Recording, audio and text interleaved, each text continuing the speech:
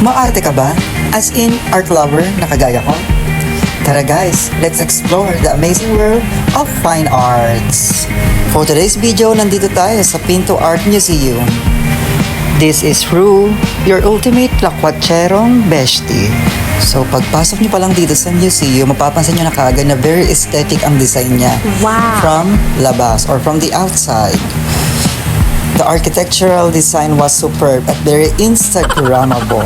Labas pa lang yan, wala pa tayo sa loob. From its catchy name, Pinto Art, kaya pala Pinto Art dahil maraming pintuan or may 7 galleries dito. Sa first gallery, ito ang bubungad sa'yo. All the displayed paintings here may deep meaning at talaga namang mararamdaman mo kaagad kung ano ang ipinapahiwatig ng mga ito. I'm getting ready na for gallery 2. So ito, isa to sa mga favorite kong gallery. Dahil ayan, may sasakyan, may kotse, at very Instagrammable again. Lakad ka ng konti, marami ka din makikitang mga displayed paintings. And syempre, hindi pwedeng mawala ang pangmalakasan nating posing sa kotse. Dahil sobrang nagustuhan namin ng Gallery 2, medyo nagdagal kami dito. Sa kakaikot namin dito, this masterpiece really caught my attention. Tenen, ayan. Kasi sobrang malapit ako sa matanda at pinalaki ako na may guidance ng Lola Maria ko. I miss you, Lola. So far, ito ang favorite painting ko dito. Aside from colorful paintings, makakakita ka rin dito ng mga ibang mga nakadisplay katulad niyan, parang puppet. Tara, let's proceed sa next gallery. Dito, mararamdaman mo ang kakaibang energy. Dahil most of the displayed artworks here may kinalaman sa kabataan. May makikita kang strong message here. There's a sad story sa motor na yan. The owner died sa kalagitnaan ng speed racing and he was a teenager.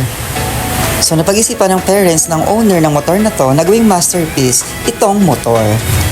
Let's jump in sa Gallery 5. Ang tema naman ng gallery na to, historical or may kinalaman sa bansa natin.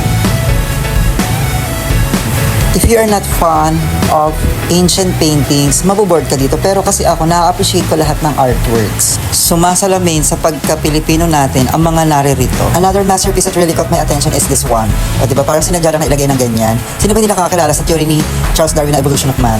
Naaliw din ako sa Big Voodoo doll na ito. Kahit medyo creepy tingnan, pero ang colorful niya. Hindi lang sightseeing ng mga artworks ang pwede mong gawin dito. Pwede kang mag-photoshoot kasi very aesthetic ang mga facilities. Puntahan natin ang dalawang huling galleries. Pagsabayin na natin. Because I'm a bit tired na. So sa gallery na ito, kailangan ng guidance ng nakakatanda or ng parents. Kasi alam niyo na yung mga nakadisplay dito. May temang romance at love.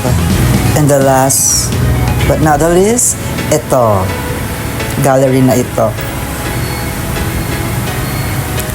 Tunay ngang makulay ang mundo ng fine arts. So therefore, art is not only what you see, but what you make others see.